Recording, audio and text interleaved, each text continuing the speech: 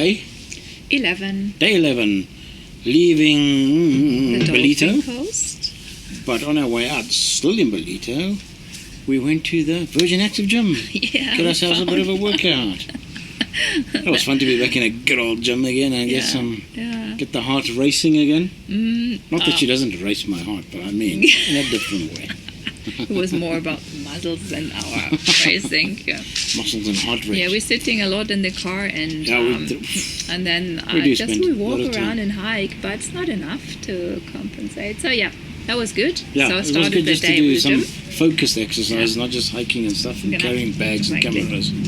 So hit the road on the N2 to St. Lucia, which is an amazing wetland, also a World Heritage Site, just as the Drakensberg is. And we didn't go to Richards Bay, we just drove past because it looked very industrial and was really trafficy. Yeah. But maybe just to mention, the whole Dolphin Coast is very tropical, the vegetation, lush, green, tropical. So it was really, it's beautiful. And it's when the sun shines, which it fortunately did on this particular day in the morning. That's why I went back to the beach again, got some more photos. You could feel the air, it's completely different. It's humid, it's full of moisture, and it's actually a nice feeling because it's warm and humidity is quite high. Yeah, and so is St. Lucia. So the day we arrived, that was a bit cloudy and super windy. Stayed there 2 days in a nice little guest house.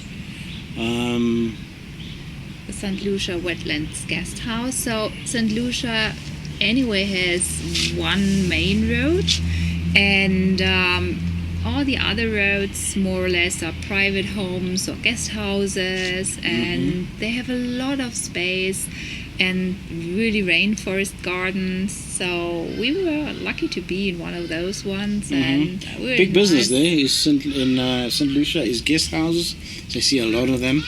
Got some restaurants around there, some chains and some one or two good restaurants. But it's not the kind of stuff you're going to find in Cape Town and probably Belito, but it serves the purpose. The food's good and it's well priced. So, same day. The one thing St. Lucia is super famous for is hippos. Hippopotami. And a bit of crocodiles too. So. Oh, they're obviously crocodiles. Yeah, so the hippo is number one, and the crocodiles are number two. But this is more about the next day when we. Yeah, although the first day we went for a ride around. We took a walk to the beach, which was windy. Yeah. The sand was like sandblasting. I was like, giving us a good exfoliation thing going there. But thinking of being there on a windless day and sunny day, it's so long and it's so broad, and with this really cool Which dunes. The next day was sunny. Yeah. So the colours are amazing. It was very windy though. It was still windy, yeah. No, it's a lovely place. It really is. And you can see it's another one of those favourite South African vacation places now still.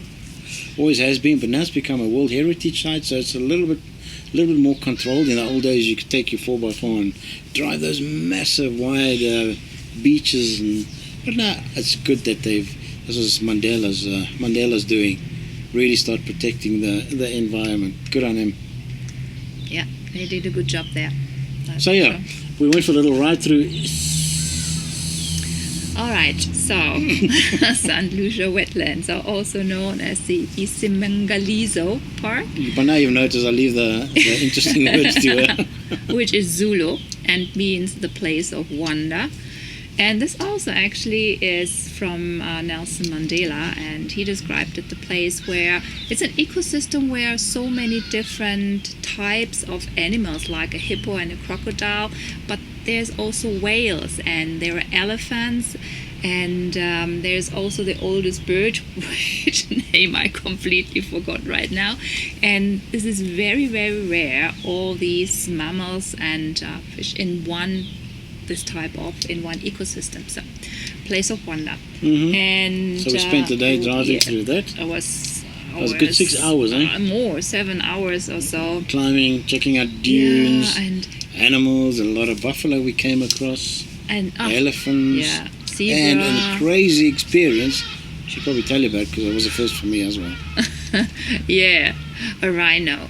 So I was looking for, I want to see, was that a leopard? And I haven't seen a rhino either. And yeah, leopards are hard to spot. Clearly, I haven't seen one so far. Rhino, I was really lucky to see one on that day. And how close did you get to that one? And how close it came, it was just a little bit off the road and just walking around and not annoyed by us being there. And we came closer and closer and we just waited. And at some point it just paused the road just in front of us. Crossed the road right in front of us. Yeah. I couldn't keep the camera on it, so I lost a couple of good shots there. But she kept the iPhone steady on it, so we'll show you those images. Yeah. It's look amazing. You when she or he just ran over and just looking at us. The only sad thing though is they had to remove the horn, obviously, otherwise it ain't going to have a long life. So that's really so sad, really so sad. And others have been telling us about the game parks and the national parks in South Africa. They're really threatened by a lot of poaching. So, man, these people don't know what they're doing to our planet. No, that's a pity. Yeah. But it wasn't the only rhino you saw. You saw a second one as well. Yeah. A little bit further down the road. It's at some point. It was in the late afternoon. It came Things started more showing lively. up, They started showing up all of a sudden. While in the morning there was not so much, and we took different roads. Clearly, whatever we could do, every loop, every road, and while we drove up through the rainforest and went also a little bit further uphill to some heights. On the way back, it was the grassland and dunes. Where did we turn?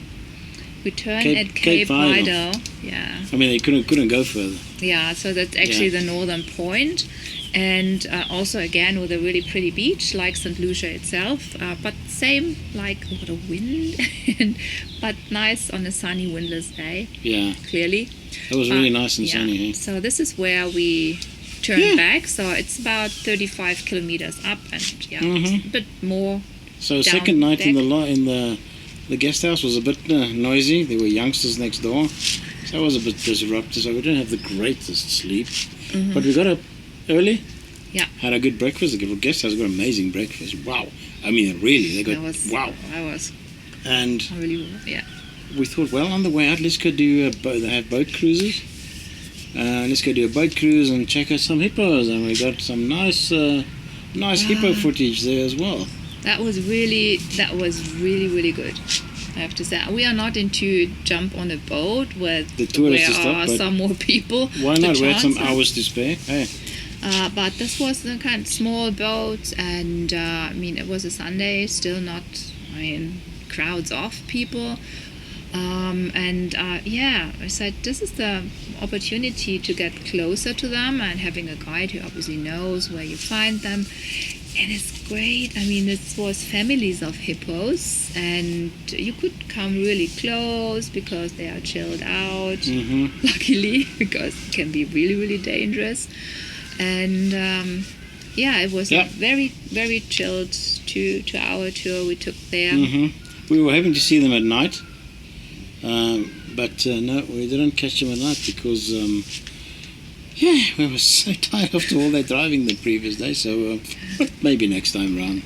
Maybe it was a misunderstanding. Somebody told us they're coming 10 or out 11, late, but 10 actually or 11. they come out earlier. And I was thinking there's still a curfew anyway, so nobody can really go out. But however, anyway, so now we saw them. We jumped in the car and we took a almost 4 hour drive here to Piet Retief, which is like a halfway stop on our way to Mpumalanga and the Kruger National Park. The exciting part of the journey. Now we're getting to the good stuff.